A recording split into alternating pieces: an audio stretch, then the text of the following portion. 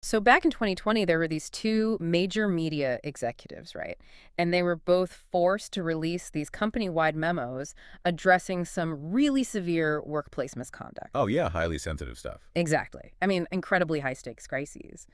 But the outcomes, like, they couldn't have been more different. One executive used a very specific single-letter word 15 times in their memo. Wow, 15 times. Yeah, 15 times. And as a result, they just totally alienated their staff. They sounded completely out of touch. But the other executive avoided that word, used a different pronoun entirely, and actually managed to unite their company right in the middle of a firestorm. Right, which is just, it's a perfect illustration of how leadership isn't this mystical aura you project. It's actually highly structural. Totally. Like the difference between losing a team and rallying a team often comes down to just the microscopic, deliberate choices we make in our vocabulary. And that is exactly our mission for this deep dive. So welcome in. Whether you're, managing a massive corporate team of thousands or you're just trying to persuade your local community board to finally fix that giant pothole on your street, we want to help you transform your communication today. Yeah, communication that doesn't just inform, but actually inspires. Right. So today we are looking at Joel Schwartzberg's book, The Language of Leadership: How to Engage and Inspire Your Team. Okay, let's unpack this because the core premise here is just so counterintuitive for a lot of managers. It really is. We kind of expect leaders to convey empathy and vision through, like, telepathy or pure charisma, but Schwartzberg argues they do it entirely through the literal architecture of their language. Yeah, and that word architecture is just crucial here. Because when people step into management, they often carry this outdated corporate assumption that content is king. Oh, the classic content is king trap. Right. We just assume our job is to deliver the facts. But in leadership, useful information alone almost never inspires anyone. No, it really doesn't. Think about the psychology of the audience for a second.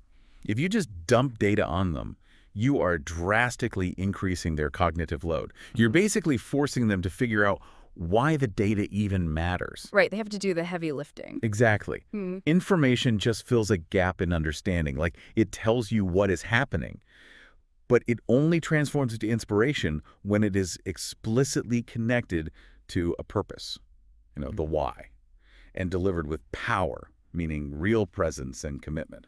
I love that. And I was actually trying to visualize this while reading through our notes for today. And I think comparing it to, like, cooking really makes sense. Oh, how so? Well, standard corporate communication, the kind where a manager just reads bullet points off a PowerPoint slide. It's like reading someone a recipe's ingredient list. Oh, yeah, just listing out flour, eggs, sugar. Exactly. That's informational content. It's necessary, sure, but it's just a list.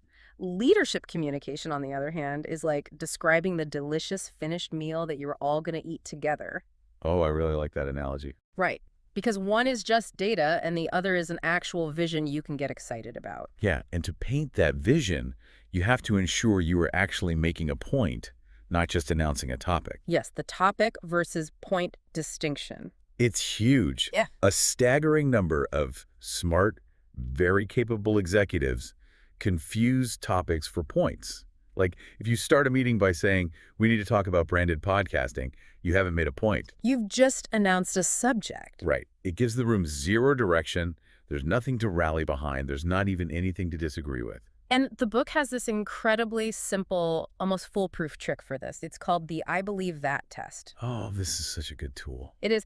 So if you're looking at your agenda for tomorrow morning and you want to know if you are actually making a point, you just add the words I believe that to the front of your main sentence. Let's run your previous example through it. Okay, let's do it. So you say, I believe that branded podcasting. Which obviously makes zero grammatical sense. Exactly. It fails the test immediately. But if you alter it to, I believe that branded podcasting will expose our legacy products to a younger demographic. Oh, wow. Yeah. Suddenly the entire architecture changes. Right. You have a complete sentence now, which means you actually have a point. You're taking a definitive stance. But let me pause you there for a second, because, like, if I'm listening to this and I'm a relatively new manager saying, I believe that before every directive feels a little, I don't know, arrogant, doesn't it sound like you're dictating rather than leading? That's a super common fear. But we really have to separate arrogance from courage here. Okay. Stating a clear point isn't arrogant, it's actually vulnerable. When you make a definitive point, you are putting a stake in the ground. You are giving your team something tangible to evaluate or debate or champion. That makes a lot of sense. Arrogance is refusing to listen to feedback on your point, but failing to make a point at all.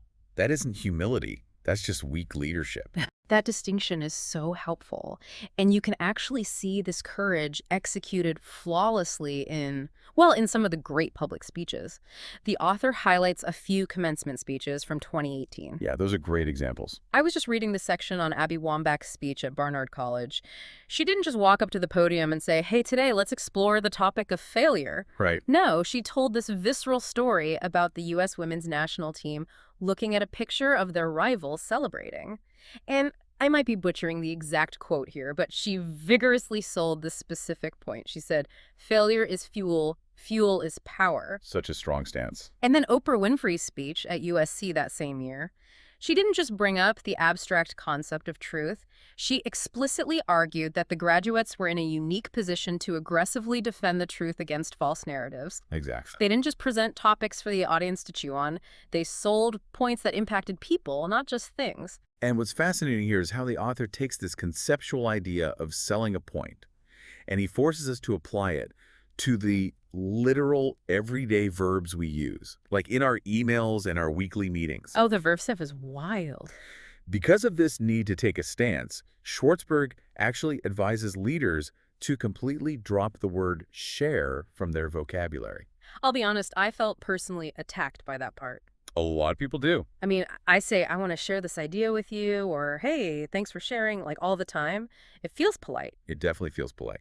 But let's look at the psychological subtext of that word. Okay. When you share an idea, you are essentially just tossing it to the middle of the table, hoping someone else finds it valuable. Oh, I see. You are basically abdicating your responsibility for the idea's worth. It's completely passive. Wow, yeah. As a leader, establishing the value of your idea is your job. It's not your team's job to figure it out. So instead of sharing, the author suggests verbs like propose, recommend, or demonstrate. I recommend we look at this data versus, "I want to share this data with you."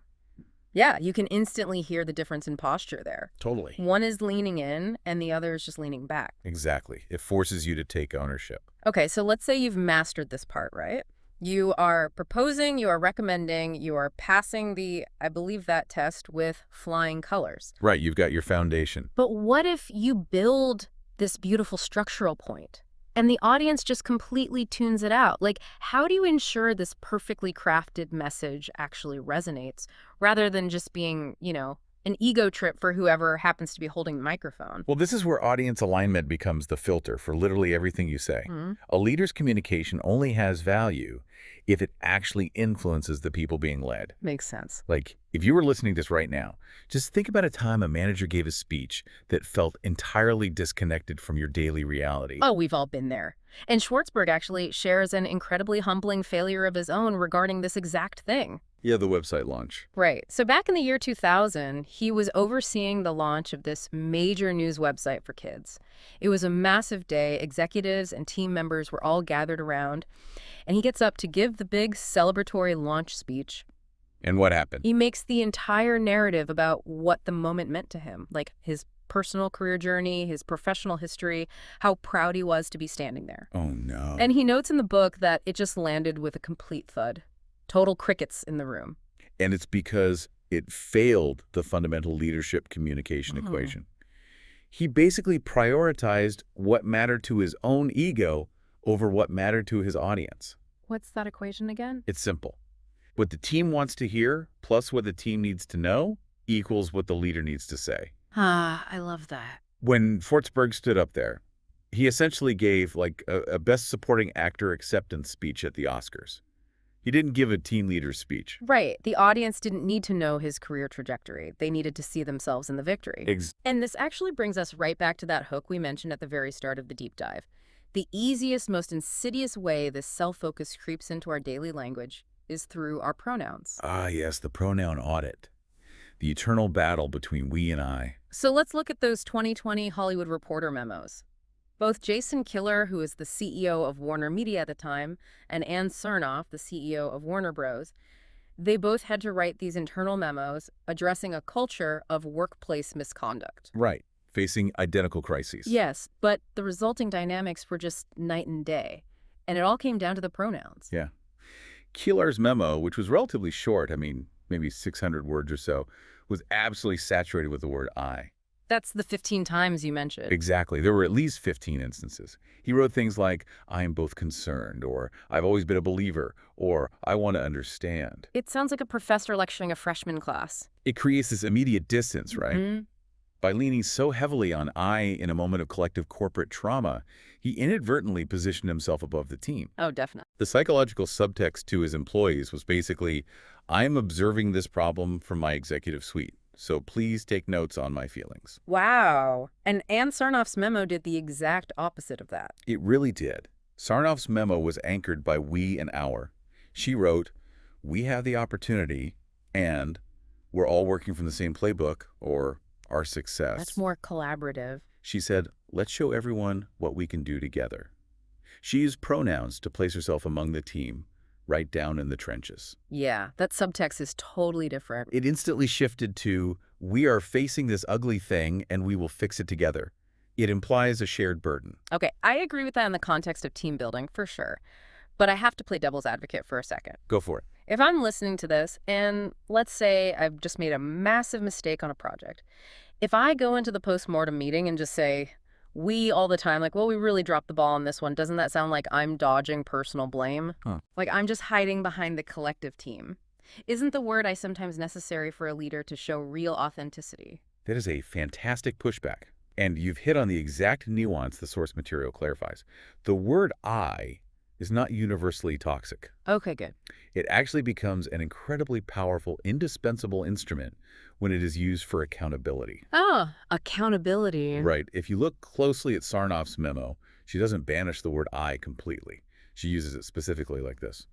She says, I take responsibility for what happens on my watch, or I will hold them accountable. Oh, wow. When a leader uses I to absorb a blow or take responsibility for a failure, it registers as deeply inspirational. It proves your commitment. But when you are expressing goals or facing external challenges or charting the path forward, we is what creates the necessary unity. So I is like a shield to protect the team from blame, and we is the engine to move the team forward. Perfect way to put it. That completely shifts how I'll draft my next project update, honestly. Now, since we are talking about absorbing blows and taking accountability, let's look at how leaders actually deliver bad news. Yeah, that's a tricky one. Because if you use we to unify people, but then you just relentlessly dump depressing realities on them, morale's going to tank anyway. So how do leaders balance addressing real difficult challenges without sounding either totally depressing on one hand or delusionally optimistic on the other? It is the ultimate tightrope walk, isn't it? Balancing realism with idealism. And leaders fail when they don't understand that these two elements serve entirely different psychological functions. Okay, break that down for me. So, conveying realistic messages, like acknowledging the brutal, unvarnished truth of a situation, that is the only way to build trust. If the company is losing money and you just ignore it, your team assumes you are either profoundly out of touch or actively lying to them. Right, but if you overdo the realism, everyone just updates their resumes and leaves. Exactly. And that's where idealism comes in.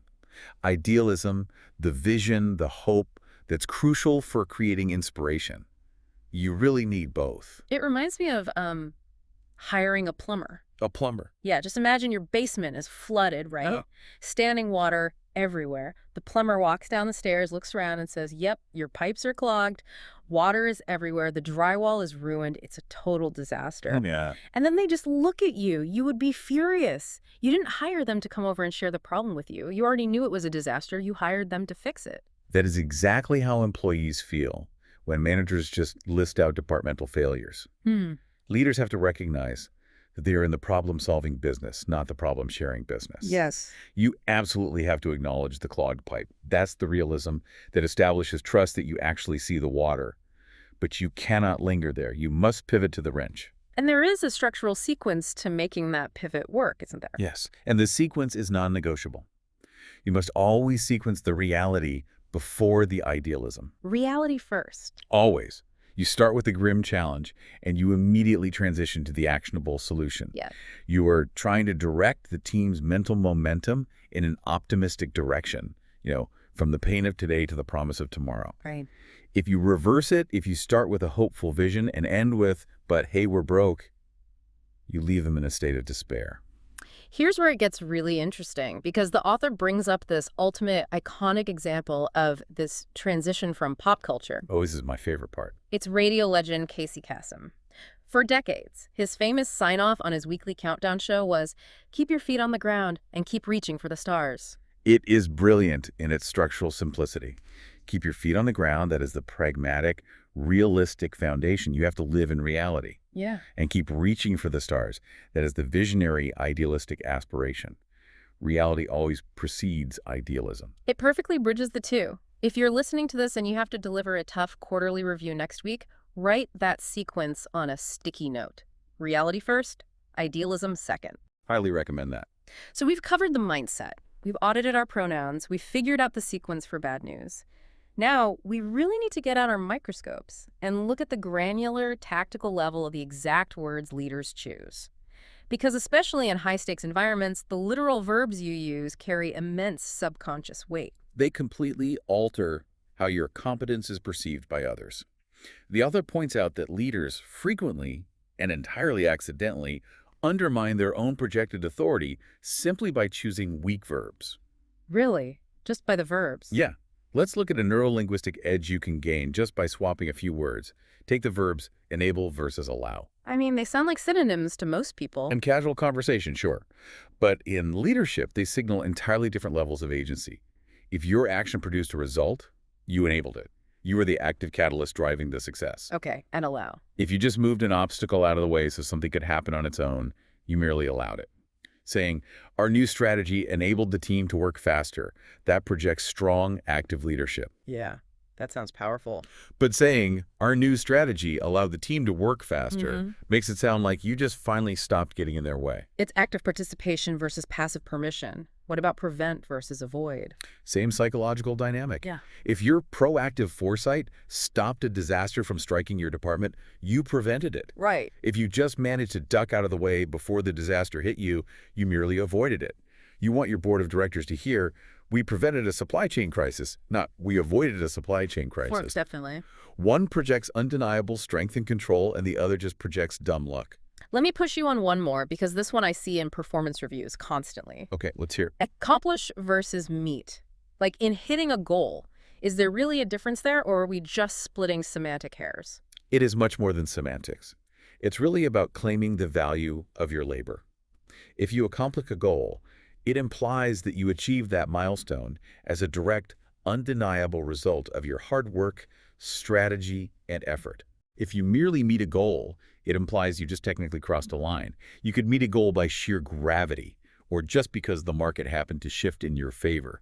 We accomplished our revenue targets is a statement of confident leadership. And we met our revenue targets. It's just a status update. Wow, it's amazing how much weight those tiny verb choices carry in shaping how people view us. But, while projecting confidence and active agency is crucial, there's a completely different side to the leadership coin.